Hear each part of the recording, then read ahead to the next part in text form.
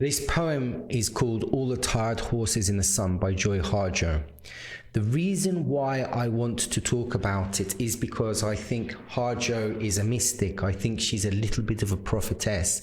She's a little bit of a shaman. In my view, she's a real shaman. And I think that she shamanizes through her poems.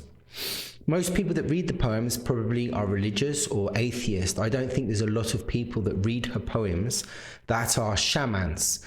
If they are, it's probably the indigenous community, but from my experience, a lot of the indigenous community has changed to Christianity. So I'm going to read this through a paganistic and a shamanistic perspective. The reason I'm doing it is because I don't think you can read poems in any way that you want. It's very subjective. I think that you can use these poems for the problems that we're facing in society at the moment concerning the digital revolution, the AI revolution, the techno revolution, the oncoming issues of privacy, the problems with wars that we're going into, like the Third World War, the problems with Iran, the problems with China, the problems with Gaza, the problems with our freedom and privacy. And most of all, I think at the root of most of her poems, she's talking about the disconnection between humans and nature, which in my view is where most of the problems come from. I'll read you the poem first because it's very short. But for the people that don't like poetry, I'm not a great poetry fan. I find poetry difficult. I find it lofty. I don't like the fact you have to analyze it. I don't like the fact that it's not immediate like a painting. And so I'm reading poetry and I'm explaining it to the new generation. The new generation are going to have many issues to deal with in the future. There's going to be a lot of revolt. There's going to be a lot of anarchism. There's going to be a lot of pressure from governments taking away people's freedoms. I think there is going to be, the future is not bright. But I think that the suffering that the indigenous community have gone through can be applied to the suffering we are going through or we are about to go through. And I think it's a warning. What happened to the indigenous community is currently at this moment happening to the world. Let's start with the poem. Forever and ever and ever, there's my cousin, my auntie, my uncle, and another cousin. Ever and ever and ever, vending machines and pop, chips, candy, and not enough clean water, and ever and ever and ever, waiting and tired of waiting forever and ever and ever. Go water the horses. So I've done this in a really boring way. And you might ask, why have I done this in a boring way? The poem is about not being able to solve problems. So the indigenous people were screwed by the governments in many countries, in Australia, probably New Zealand, Canada, America, and probably Africa as well. And what happened was, in America, you need some context, they were promised their land and they were given another piece of land. They were taken off their land and given other bits of land. And there's this ongoing fight between the indigenous people and the American government to return their lands for contracts that the American government have failed on their promises. And this is very bad. Because advantage has been taken of a minority that are weaker technologically, not spiritually, but technologically. There are sighs. So the poem is about sighing, it's about boredom, it's about monotony. We have monotony in our daily lives. The way that I'm coming at this poem is that I believe that the white culture, Western civilization, has a virus. I don't like it when the indigenous community say the white man, the white man, the white man.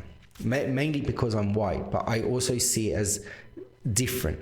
I see that the problems from the white person actually coming from Christianity, which come from the Middle East, because a lot of the shamans that existed before Christianity, like the Vikings, they didn't really go and attack South America and America. There is there is reason to believe that they went over there and they traded. The Vikings attacked England because of problems with Christianity, you could argue.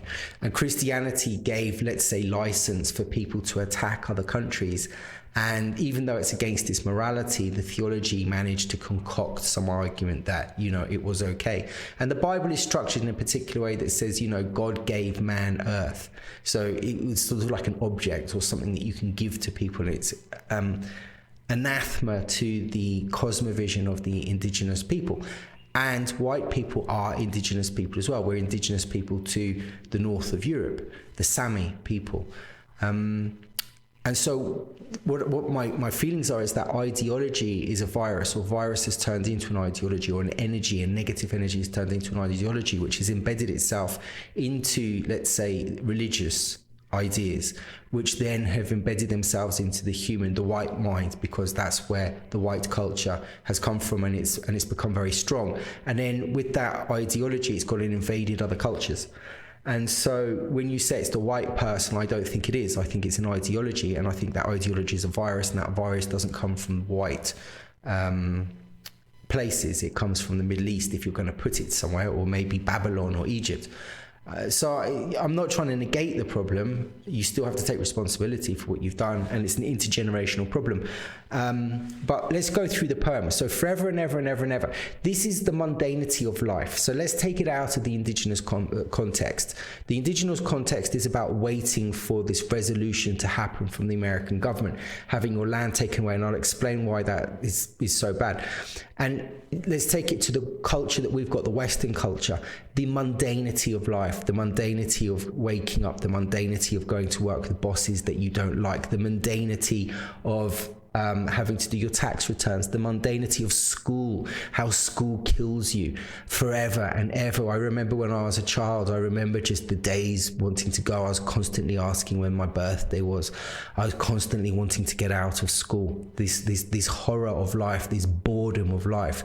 And the indigenous culture doesn't have this monotony and this boredom. In fact, they're very happy to sit and do nothing. It's the Western person that says, oh, look, they're lazy, they're not doing anything. But actually, they're quite content not doing anything. If you've got a white person and they become content not doing anything, it's usually because they're smoking quite a lot of marijuana, or they haven't got their lives together. Forever and ever and ever. There's my cousin, auntie and uncle. We don't live in communities where we've got family around us. We just go and put our family into old people's homes. So you could change the auntie, cousin and uncle for Bob, Simon and Deborah, our work colleagues. We go in, into our monotonous, oh, there's Barry, there's Bob, there's Sarah again. I've been in this thing 20 years. I've been here for ages. I've been here for 2 years. And then it says another cousin. So it's sort of like another colleague, another person I've got to work with every day. Back to the indigenous plight. They've had something which has been taken away from them, just like the white person has something that's been taken away from him. That thing that's been taken away, when you encounter reality in life, you get mundanity. When your land is taken away, because land is symbolic here. So for the indigenous people, the land is where their stories come from. It's what they grew up on. It's where their family are. It's where the graves are. It's where the food comes from. It's where the animals come from. And the food and the animals and the sounds and the colors of their land invoke the story. And the story hides culture, or it protects, seals, or makes us safe for culture to exist in. And it reminds each generation through auditory repetition of stories. It invokes the young children. It is their form of education. So when you take people off the land, you're disconnecting them from nature. The disconnect from nature is what makes us ill. It's what makes us psychopathic. It's what makes us crazy. Because we don't have empathy, we cease to have a connection. If you look into paganism and shamanism, they very much revere planets, especially Mother Earth, the sun, the stars, but especially Mother Earth, because that's where your sustenance comes from. It's where your food, your water, your wood to build, your wood to cook, your wood to make arrows, your wood to make bows, how to hunt, how to kill. The earth is intrinsically important. It's more important, I would have thought, to them than Jesus is to Christians or Muhammad is to Islam. Now, why do I say that? I say that because if you take Jesus or the Prophet Muhammad out of religion, you still can live. But if you take the Mother Earth away from us, we cease to be able to live. You have to have Mother Earth in order to praise Jesus, God, Allah, Yahweh, or the Prophet Muhammad or Abraham. The earth, therefore, is intrinsically important to us, and we sometimes in the West, especially Christians and religious people, we forget the importance of the earth. And the reason we don't praise the earth is because it's idolatry. So we renege, we negate it. And this has caused a lot of problems in society as a result, because we then abuse the land. And when we abuse the land, it causes illness to us. And that illness, we then go and praise, let's say, to Jesus, Muhammad, or Buddha, or whoever it is, for help. But we've caused the problem in the first place, and we can't see how we've caused the problem. Land, therefore, is extremely important. And when you're taking people off the land and then you rape the land, it's like taking a child out of a home and raping the child, or raping the family. It's pillaging, it's taking advantage. The land is very important to these people, and the fight keeps going on and on and on and on. It's like a family that have lost their child, and they're going through the courts to try and claim that child back from the orphanage or from the system. This is our child. You took the child away from us because of our religious beliefs. The society doesn't believe in our religious beliefs, or it's our ideals, or teaching the child at home, or our medical ideology, and you took the child out for its protection, and then you damaged the child, and then you damaged us in the process. And we are now trying to get that child back. We are trying to get that land back. And for the Western person, we've lost this connection to nature.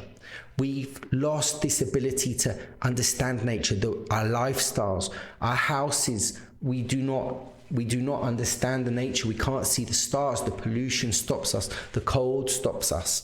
We live in cities. We don't have greenery or plants or animals around us. The animals that we've got, we've made extinct. We're not allowed to fish. We're not allowed to hunt. We need permits. So everything that made us, let's say, human, everything that made us human or built up our original communities has gone. We're not allowed to do it anymore. And in the white society, it was taken away so long ago, we don't remember. And as a reason for us not remembering, we become lost. What's wrong? We don't understand. This is how we've always lived. This is how our parents taught us. We're ill, we're depressed, the children are crazy. Yes, because you've forgotten the origin. The origin were a set of principles that were given to humans as a way to live. The fifth commandment, honor thy mother and thy father, and you will be given land in which to live, and you'll be happy. But when you honor your mother and father, the reason you honor your mother and father is because they are passing to you the understanding and the abilities to relate to the Creator, which is then called God. But my view is God and Creator are two very separate ideas.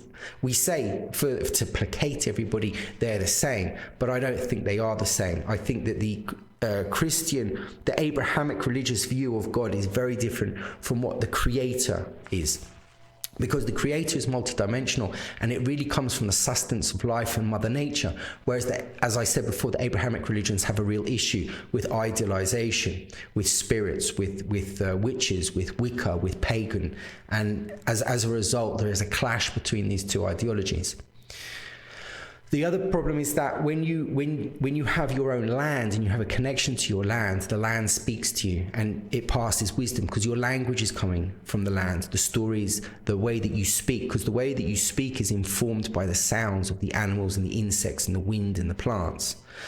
In some cultures, when you say, what's that bird called, the name of the bird is an imitation of the sound that it makes. So the sound it makes becomes a word, it becomes a noun. So sound becomes a noun.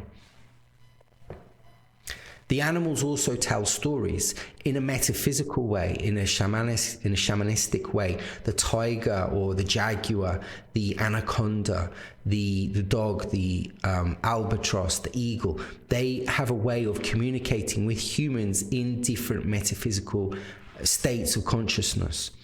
And when you can no longer get into those states, or you forget to get into those states, or it's taken away, as what the Christians did, and your land has been taken away, so you don't have access to those entities which are energies around you, and you don't have the ability to make contact with them, you therefore lose the connection, which means you lose a connection to the origin, and you lose the culture which come through story. So this is it. This is what the context is behind the poem of when your land is taken away. And then we go here, vending machines and pop. Now, vending machines are technological, and vending machines sell chips, as you see in the next one, chips and candy. Chips and candy are not food. They have chemicals. In order to make those foods, you need machinery. So the machinery makes venom for us to eat, which makes us ill. Vending machines don't have people. In our Western society, we get rid of people. We get rid of people in the supermarkets. We get rid of the car park attendants. We get machinery in to take away humanity. So the vending machine takes away humanity. It is what the, what are they called? The people that smashed up all the machinery in the Industrial Revolution, Luddites. So you have a problem with Ludditism. The Luddites were opposed to machinery because it took their jobs away. And here we see in society at the moment, our jobs through technology and AI are starting to go, and we are becoming more inhumane. When you telephone your bank, you can't get through to the bank. You get frustration. So this, it being pushed into their land, these machines being pushed into their land, is taking away the humanity, you could say. Also, they're having other things pushed into their lands, like education. The Western form of education does not help the indigenous person. The Western form of education is to build up society in a Western world. The indigenous type of education is to try to reconnect to Mother Nature. Western society doesn't want people to connect to Mother Nature because that creates a challenge to the ideology and the new cosmology of technocracy. The technocracy are the new ideals, the new rulers, the new dictators coming into our lands, the Elon Musks, the Mark Zuckerbergs. Chips, candy, bad food, we're becoming ill. Not enough clean water. Water, what is water? Water is life, it's vitality. We are destroying the water, we're destroying the rivers by not respecting the land because we don't have a connection to it, because our Western ideologies and religions do not see the land as a spirit. They see it as an object. We therefore rape and pillage it for its resources, and as a result destroy the water, which is destroying life. When you destroy life, then you destroy your own life, because you're imbibing dirty water. So real water with life has to come from the ground, and it has to come up. The water that comes from tap is not alive water, because water has two different concepts. It has its physical component and it has its metaphysical component. So if you get tap water, if you bless the water, then you can put life back into it, you can charge it. But if you don't do that, then it's dead. And also then saying that you can get water out of the ground and it can be dead because it's infected. Not enough clean water. We need life, we need sustenance, we need that to come back, because we are dying, we are tired, we are fed up, we have fatigue, we need clean water, we need life. And then it goes on to repeat, and ever and ever, ever, ever, ever. Like when your husband or your wife, they go on and on and on and on, or your child goes on and on and on and on. How many times have I heard a parent just saying, you just go on and on and on and on, please will you just shut up? But this is not about shutting up. This is about trying to secure the deal between the Americans and the indigenous people. I'd also like to say that the indigenous community is supposed to be guardians. Taking away the land, you take away purpose. If I ask you, what is your purpose? What do you say? What is the purpose of most of us? Most of us don't have purpose. When you have a police officer and you say to the officer, what's your purpose? And he says to protect the people. Protect the people against what? Protect the people against bad people. Why do you have bad people? You have bad people because the society is corrupt. You have bad people because the education isn't good, because they don't have money, because of poverty. So what you're doing is you're upholding these problems in society by protecting the people that are rich and then having a go at the people that are poor. But the people that are poor, they also need to have their responsibilities as well. They need to understand they can't behave like this. But if you get put into a position which is concocted by the society, it becomes very difficult to get out of a vicious circle or a trap. So what exactly is the police officer doing when he says, my purpose is to protect people? What are you protecting them from? And what thing are you protecting that's allowing this system to carry on that's hurting the people? If you take the purpose of a banker, what's the purpose of a banker? If you take the purpose of a politician, what's your purpose? And I think if you look more and more and more at people who have office and they have purpose, they're actually holding up a corrupt system. And so their purpose, I think, is intrinsically negative. Even if you look at a teacher and you say to the teacher, what's your purpose? And they say to educate the children. You say, how are you educating the children? By teaching it to read and write. And then once they read and write, what do? They go and get a job. But the job is holding up the system. The job might be to get lots of money, to create ambition, so that I can hold money and Chinese people or African people can be poor. My education might be to make bombs. It might be to become a politician and to enslave people. So you're teaching people what? You're teaching people how to do something without a morality or an ideology. Because real teaching, if you want to become a real teacher would come from helping people understand who they are and what their origin is, which school does not do. And the closest thing you might get to that is philosophy. But how many schools teach philosophy? And when you learn philosophy, you learn Greek philosophy, and you learn Greek philosophy because, you learn Greek philosophy because those philosophies, for instance, Plato and Aristotle, they fit nicely into the Christian ideology. The Platonic ideals came in with the Gnostics, which was sort of the forefathers of Christianity. And then once you get further into the Catholicism and the Christianity, you have Aristotelian ideology, which was pushed by Thomas Aquinas. But once you start coming, for instance, with pagan philosophy, which is that things have lives, nature has a life, animals have life, they are intelligent beings, we say no, animals aren't real, they're not the same as humans, you know. Anime means soul in Greek or Latin. So animals, even objects, you know, does a cup have a soul? You know, does my shirts have a soul?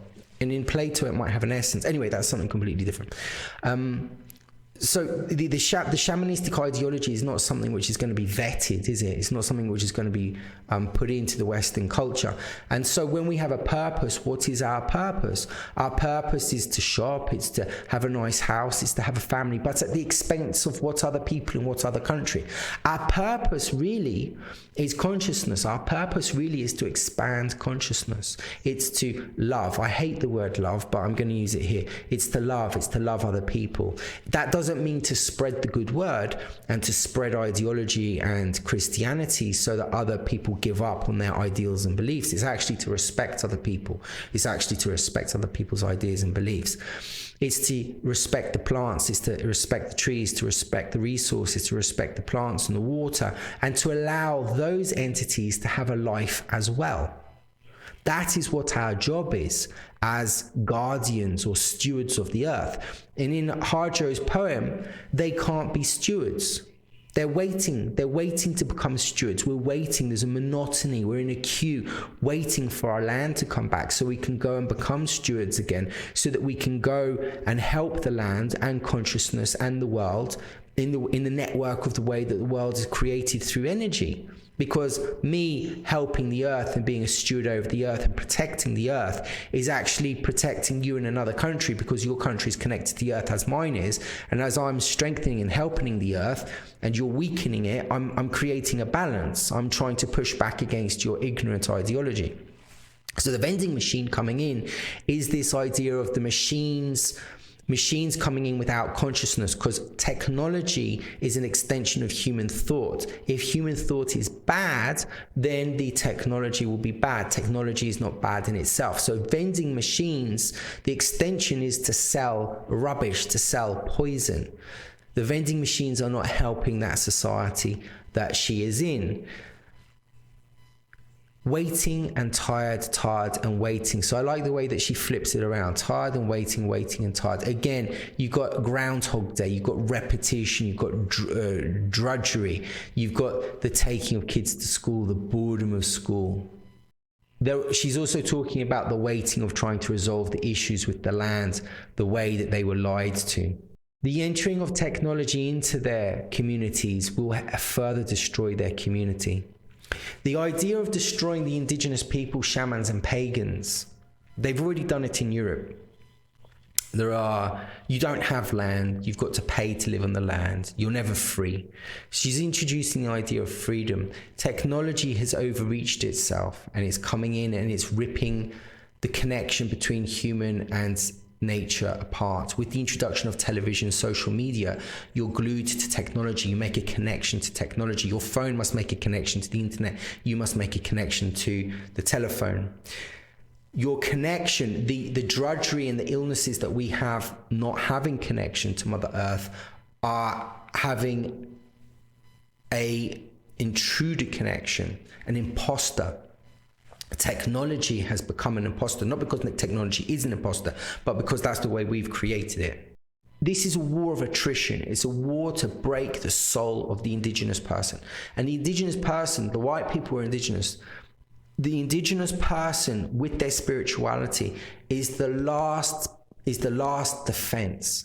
It's the last thing which is clawing humanity onto nature. Saying that we need machines to make oxygen and get carbon out of the air, making machines to clean up the environment, that is not having a connection with nature. That is just understanding if you kill the thing that you're living on, then you won't have a place to live on. Having a connection is having access to the other worlds and the other dimensions. It is a magical process, especially if you're taking plant medicine or you're using some form of shamanism in order to make connections to those other worlds through prayer or through dance or through whatever it is that you're doing. They are waiting for their land, and some of us are waiting for our freedoms to come back, our privacy to come back. We are in a situation where their land has gone, but our lands are going. Our lands have already gone, but we've got new lands which are privacy, which are identity, which are gender. Those are abstract lands in different realms. And those lands are being attacked. Our gender is being attacked. Our history is being attacked. Our freedom is being attacked. Our money is being attacked. Our trade's being attacked. Our identity, our culture is being attacked. All those things there is conversation to have on all those topics anyway. But they've all gone. Digital currency will take away your freedom to buy. Emails, taking away your freedom of privacy. People read your emails, telephone calls, WhatsApp. It's already been read. People look at what you're writing so that they can send you adverts. Your privacy has gone. You have Big Brother, you have intelligence communities, MI5, MI6, CIA, FBI, whatever you want to call it. They're looking on you, they're spying on you. Apple's looking on you, spying on you. Those are lands that we should have. Not only should you have the physical land on which to live for free, but also on that physical land, you should have your spiritual lands and your emotional lands. They took away our physical land in Europe. Now they are coming after the emotional lands, the mental lands. The school attacks your mental land, the ability to think, the ability to have logic. The ability to have your emotions. Your emotions are being played. Your emotions are being navigated by social media from algorithms which are being programmed by other countries. You could argue to destroy the culture and the identity and the ideology in other countries. Thus, this idea of a third world war, which is coming in a very different shape. How do you change elections? How do you change the way people think so that they vote in their leaders, which are not their proper leaders because their minds have been manipulated? That land here, your brain is a land, and they want access to this land. They want you to think in a particular way, just in the way they took the indigenous people off their land to farm and live in a different way, to believe in different things. So can you see the relationship that I'm trying to make? The drudgery, the legal cases going on, the exhaustion, this is a weapon. They've weaponized time. They've weaponized waiting. These people have waited for generations and generations. You can go back 100, 200 years, I think, maybe 3, but definitely 200 years. We don't have this thing of we can go back 200-300 years. For us, we'd have to go back more than 1,000 years. We had serfdom going, in 1100, 900, 700. The serfdom, landlords, the lord of the land, the owner of the land. We had dukes, princes, viscounts, barons, princes, kings, queens, princesses, sirs, who owned the land that the serfs worked for. If you have your own land, you are not a servant, you are free. If you trade your land to get money from the government, you are not free. You, for a short time, might be, but you, as in the people, are not, because after you die, you've sold your children out. You sold, and this is a fight for their children's lives, souls, and spirits. In the West, we sold our children out. We get our children to pay our pensions. We don't invest in the child and their future. We invest in war and killing. But we expect the children to look after us in old age so that we can take off the system after we haven't helped the system. Haven't helped nature. We've helped the system, but not nature. Our duty is to look after our children, to make sure that they can operate in the world that we're leaving. We need to leave the world better for them. We don't leave the world better for them. Each generation takes something off the future of our children in a selfish and egoistic way. We are thieves. We are thieves. In order to be free, you must have your land. We do not have free land. Imagine the waiting as well as the Julian Assange, waiting in an embassy for freedom. He wants freedom. He wants freedom of thought. He wants freedom of expression, and he fights for that. So he's taken and put into he's not taken, he puts himself into the Ecuadorian embassy in London, and he stays there, 10 years or something, self-imprisonment for his freedom. Now he's in prison in England, London, and he's waiting extradition to America. And look at how he's changed. His face has changed. Look how he's aged. Look how they sapped the emotions out of him and the soul out of him, which is a warning to other people. Don't do this, because this will happen to you. In the same way, the indigenous people are being warned, don't fight us. Because we're bigger than you, we're stronger than you. So to everyone else, if you want to turn out like the indigenous, you want to be broken, you want your culture taken away, take the payment, take the new land that we've given, appease, sell up, make sure that you're happy, but don't worry about your children. This is a fight for the children that Harjo is going for. Again, it's an intergenerational fight and an interdimensional fight. She goes on forever and ever and ever, again, bored and tired. And then she says at the end, go water the horses. So I can feel this anger. I'm waiting. Just do something useful. Just go and water the horses, to the child, Just do something useful, Go and water the horses. I'm here, I'm trying, I'm taking on this suffering that one day you're going to. And I'm keeping the horses. We're not giving the horses up. We're not selling them. We're going to feed them, because one day we'll ride again on those horses and we shall be free. We are not giving the horses up. Even though the horses are annoying and we've got to water them, we will not give them up. It's like being stubborn. It's being defiant. It's also a form of anger. I think she's showing her anger, because I read it that way. It depends how you read the poem, obviously, but I'm reading it that way because it fits into my story and my interpretation. And alive means freedom, and it means there's hope in the future. So she's saying, we'll keep the horses because one day that land is going to come back. And feeding the horses water, which is life, and you've got freedom, so you're feeding freedom with life. Or you're feeding life with freedom, whichever way you want to see it. But I can see a cracking in her, a cracking in the spirit of the indigenous people.